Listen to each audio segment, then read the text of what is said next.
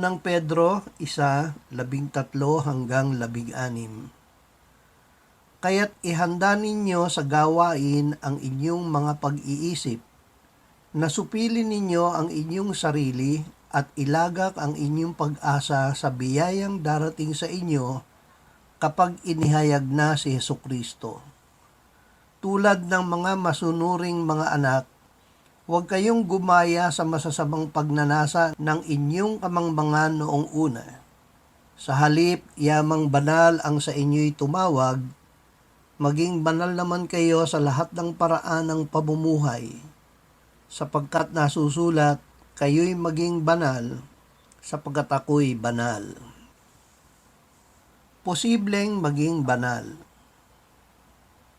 Hindi natin magagawang maging banal gamit ang ating dating pagkatao.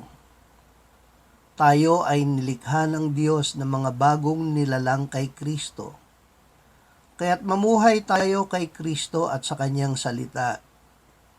Sinabi ni Apostol Pablo, kung tunay na siya'y inyong narinig at tinuruan sa Kanya, kung paanong ang katotohanan ay na kay Jesus, alisin ninyo ang dating paraan ng inyong pamumuhay, ang dating pagkatao na pinasama sa pamamagitan ng mapandayang pagnanasa, at magbago sa espiritu ng inyong pag-iisip, at kayo'y magbihis ng bagong pagkatao na nilalang ayon sa wangis ng Diyos, sa katuwiran at kabanalan ng katotohanan.